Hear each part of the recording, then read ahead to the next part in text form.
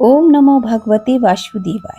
दोस्तों, कल के महात्म्य में हमने जाना कि किस तरह महाराज युधिष्ठिर अपने बंधुओं को जो पाप से ग्रसित थे, हमेशा श्री कृष्ण से नफरत करते थे, हमेशा पाप करते थे, उनको भी श्री कृष्ण में समाते हुए देखा तो उन्हें बड़ा आश्चर्य हुआ। तब उन्होंने देवर्षि नारद से इसकी महिमा को जाना कि किस तरह ये पापी लोग भी भगवान में समा जाते हैं।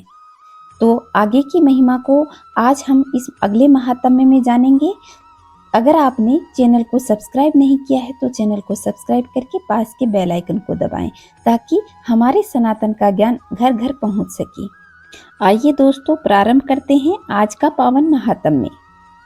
नारद जी ने कहा, युधिष्ठिर, जब भगवान ने वराह अवतार धारण करके हिरण्याक्ष को मार डाला, तब भाई के इस प्रकार मारे जाने पर हिरण्यकश्यपु रोष से जल भुन गया और शोक से संतप्त हो उठा। वह क्रोध से कांपता हुआ अपने दांतों से बार बार होठ चबाने लगा। क्रोध से धधकती हुई आंखों की आग के धुएं से धूमिल हुए आकाश की ओर देखता हुआ वह कहने लगा। उस समय विकराल दाढ़ों, आग उगलने वाली उग्र दृष्टि और चढ़ी हुई मोह के कारण उसका मुंह देखा न जाता था।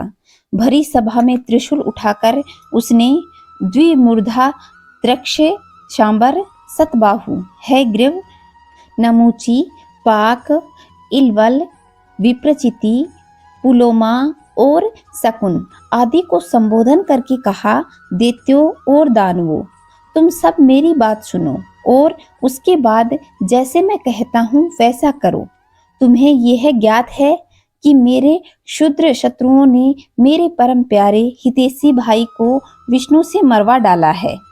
यद्यपि वह देवता और दैत्य दोनों की प्रीति समान है, तथापि दौड़ धूप और अनुनय विनय करके देवताओं ने अपने पक्ष में कर लिया है।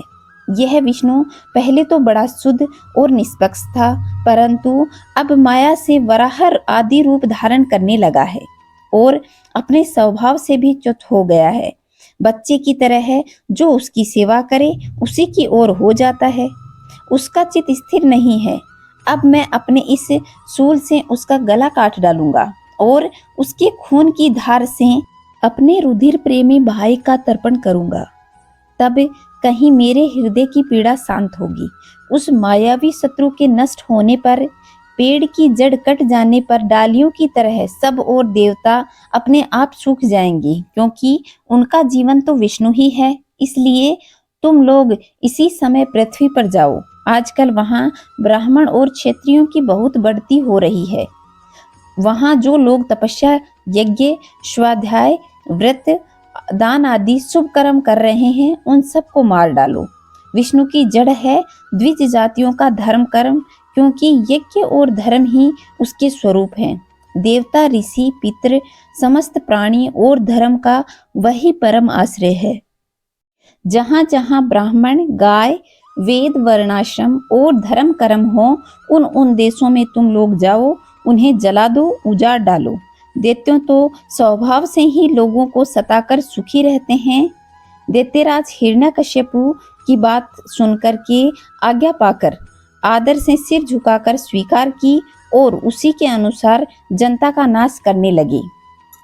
उन्होंने नगर, गांव, गौ के रहने का स्थान, बगीचे, खेत, टहलने का स्थान, ऋषियों के आश्रम, रत्न आदि की खाने, किसानों की बस्तियां, तराई के गांव, अहीरों की बस्तियां और व्यापार के बड़े बड़े केंद्र सब उजाड़ डाले, सब नगर जला डाले। कुछ दैत्यों ने खोदने के अस्त्र शस्त्र से बड़े बड़े पुल, परकोटे, नगर आदि तोड़फोड़ डाले। दैत्यों ने निरीह प्रजा का बड़ा उत्पीड़न किया। उस समय देवता लोग स्वर्ग छोड़कर छिपे रूप से पृथ्वी पर विचरण करते रहे। युधिष्ठिर, भाई की मृत्यु से हिरण्यकश्यपु को बड़ा ही दुख हुआ। जब उसने उसकी अंत्येष्टि क्रिया से छुट्टी पा ली, तब उसने अपने भतीजों को सांत्वना दी। उनकी माता रुषा भानु को और अपनी माता दीति को देश काल के अनुसार मधुर वाणी से समझाते हुए कहा। हिरण्यकश्यपु ने कहा, मेरी प्यारी माँ, बहू और पुत्रों, तुम वीर हिरण्याक्ष के लिए किसी प्रकार का शोक नहीं करना चाहिए। वीर पुरुष को चाहते हैं कि लड़ाई के मैदान में अपने शत्रु के सामने उसके दांत खट्टे करके अपने प्राणों का त्याग करें। वीरों के लिए ऐसी ही मृत्यु सलांघनीय है। देवी, जैसे प्याऊ पर बहुत से लोग इकट्ठे होकर जाते हैं परंतु उनका मिलना जुलना थोड़ी देर के लिए होता है, वैसे ही अपने कर्मों के फेर से देववश जीव भी मिलते हैं और बिछुड़ते हैं। वास्तव में आत्मा नित्य, अविनाशी, शुद्ध, सर्वगत और सर्वज्ञ तथा देह इंद्रियज्ञ आदि से पृथक है। जन्म मृत्यु, अनेकों प्रकार के शोक, अविवेक, चिंता और विवेक की विस्मृति, सबका कारण यह अज्ञान ही है। इस विषय में महात्मा लोग एक प्राचीन इतिहास कहा करते थे। वह इतिहास मरे हुए मनुष्य के संबंधियों के साथ यमराज की बातचीत है। तुम लोगों को सुनाता हूँ, तुम ध्यान से सुनो। उसी नर देश में एक बड़ा यशस्वी राजा था। उसका नाम था सुयज्ञ। लड़ाई में शत्रुओं ने उसे मार डाला। उस समय उसके भाई बंधु उसे घेर कर बैठ गए। उसका जड़ाऊ कवच छिन्न भिन्न हो गया था। गहने और मालाएं तहस नहस हो गई थी। बाणों की मार से कलेजा फट गया था। शरीर खून से लथपथ था। बाल बिखर गए थे। आंखें धस गई थी। क्रोध के मारे दांतों से उसके होंठ दबे हुए थे। कमल के समान मुख धूल से ढक गया था। युद्ध में उसके शस्त्र और बाहें कट गई थी। रानियों ने जब अपने पति उसी नर नरेश की यह दशा देखी तो उन्हें बड़ा दुख हुआ। वे कहने लगी, हा नाथ, हम अभागिने तो बेमौत मारी गई। यूं कहकर वह अपने पति के चरणों के पास गिरकर जोर जोर से रोने लगी और उनके आंसुओं से प्रियतम के पाद पद्म पखार दिए। उनके केश और गहने इधर उधर बिखर गए। वे करुण क्रंदन के साथ विलाप कर रही थी, जिसे सुनकर मनुष्य के हृदय में शोक का संचार हो जाता था। हाय, विधाता बड़ा क्रूर है। स्वामी, उसी ने आज आपको हमारी आंखों से ओझल कर दिया है। पहले तो आप समस्त देशवासियों के जीवन दाता थे। आज उसी ने आपको ऐसा बना दिया कि आप हमारा शोक बढ़ा रहे हैं। पतिदेव, आप हमसे बड़ा प्रेम करते थे। हमारी थोड़ी सी सेवा को भी बड़ी करके मानते थे। हाय, अब आपके बिना हम कैसे रह सकेंगी। हम आपके चरणों की चेरी। वीरवर, आप कहाँ जा रहे हैं? वहीं चलने की हमें भी आज्ञा दीजिए। वे अपने पति की लाश पकड़ करके उसी प्रकार विलाप कर रही थी। उस मुर्दे को वहां से दाह के लिए ले जाने लगे। उनकी इच्छा नहीं होती थी। इतने में ही सूर्यास्त हो गया। उस समय उसी नर राजा के संबंधियों ने जो विलाप किया था, उसे सुनकर वहां स्वयं यमराज बालक के वेश में आए और उन्होंने उन लोगों से कहा। यमराज बोले, बड़े आश्चर्य की बात है, ये लोग तो मुझसे सयाने हैं, बराबर लोगों का मरना जीना देखते हैं, फिर भी इतने मूढ़ हो रहे हैं। अरे, यह मनुष्य जहाँ से आया था वहीं चला गया। इन लोगों को भी एक न एक दिन वहीं जाना है। फिर झूठ मूठ में ये लोग इतना शोक क्यों करते हैं? हम तो इन लोगों से लाख गुना अच्छे हैं, परम धन्य हैं, क्योंकि हमारे माँ बाप ने हमें छोड़ दिया है। हमारे शरीर में पर्याप्त बल भी नहीं है, फिर भी हमें कोई चिंता नहीं है। भेड़िए आदि हिंसक जंतु हमारा बाल भी बांका नहीं कर सकते। जिससे गर्भ में रक्षा की थी, वही इस जीवन में हमारी रक्षा भी करता रहेगा। देवियों, जो अविनाशी शरीर अपनी मौज से इस जगत में आता है, रहता है और बिगाड़ लेता है, उस प्रभु को यह खिलौना मात्र लगता है। वह इस चराचर जगत को दंड या पुरस्कार देने में समर्थ है। भाग्य अनुकूल हो तो रास्ते में गिरी हुई वस्तु भी जो कि त्यों पड़ी रहती है, पर भाग्य प्रतिकूल होने पर घर के भीतर तिजोरी में रखी हुई वस्तु भी खो जाती है। जीव बिना किसी के सहारे देव की दया दृष्टि से जंगल में बहुत दिनों तक जीवित रहता है, परंतु देव के विपरीत होने पर घर में भी सुरक्षित रहते हुए भी मर जाता है। रानियों, सभी प्राणियों की मृत्यु अपने पूर्व जन्मों की कर्म वासना के अनुसार समय पर होती है और उसी के अनुसार उनका जन्म भी होता है, परंतु आत्मा शरीर के अन्यतर अत्यंत भिन्न है। इसलिए वह उसमें रहने के लिए उसके जन्म मृत्यु आदि धर्मों से अछूता ही रहता है। जैसे मनुष्य अपने मन को अपने में अलग कर और मिट्टी का समझता है, वैसे ही यह शरीर भी अलग और मिट्टी का है। मोहवश वह इसे अपना समझ बैठता है। जैसे बुलबुले आदि पानी विकार, घड़े और मिट्टी के विकार और गहने आदि स्वर्ण विकार समय पर बनते हैं, रूपांतरित होते हैं और नष्ट हो जाते हैं, वैसे ही हमारा शरीर भी बनता है और फिर बिगड़ जाता है।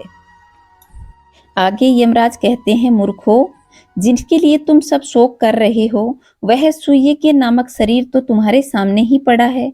तुम लोग शरीर को देखते थे, उससे जो सुनने वाला और बोलने वाला था वह तो कभी किसी ने देखा ही नहीं और न ही किसी को दिखाई पड़ा, फिर आज भी नहीं दिखाई दे रहा, तो शोक क्यों? शरीर में सब इंद्रियों की चेष्टाओं का हतभूत जो महाप्राण है, वह प्रधान होने पर भी बोलने और सुनने वाला नहीं है, क्योंकि वह जड़ है।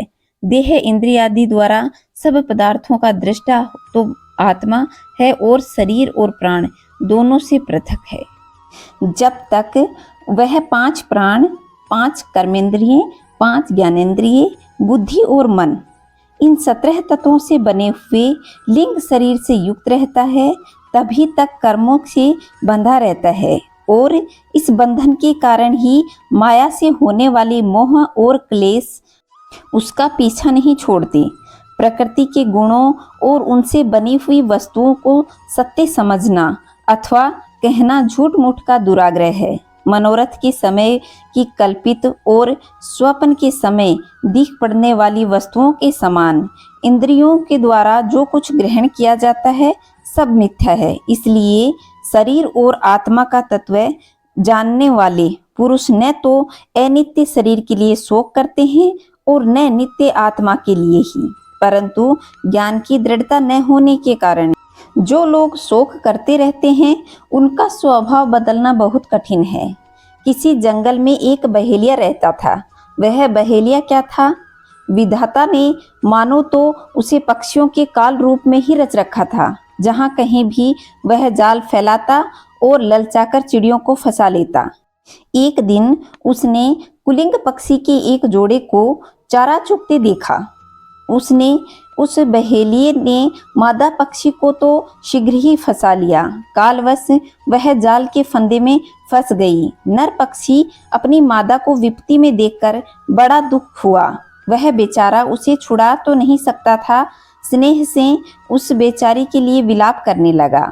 उसने कहा, यूं तो विधाता सब कुछ कर देता है, परंतु वह बड़ा निर्दयी है। यह मेरी सहचरी एक तो स्त्री है, दूसरे मुझ अभागे के लिए शोक करती हुई बड़ी दीनता से छटपटा रही है। इसे लेकर वह क्या करेगा? उसकी मौज हो तो मुझे ले जाए। इसके बिना मैं अपना यह अधूरा जीवन नहीं जी सकता। यह तो बड़ा दुख से भरा हुआ है। इसे लेकर मैं क्या करूँगा? अभी मेरे अभागे बच्चों के पर भी नहीं जमे हैं।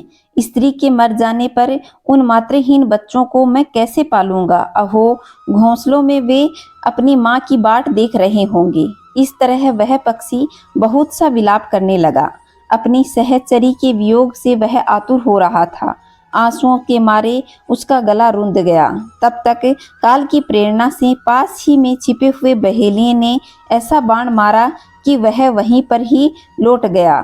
मूर्ख रानियों, तुम्हारी भी यही दशा होने वाली है। तुम्हें अपनी मृत्यु तो दिखाई नहीं देती और इसके लिए रो पीट रही हो।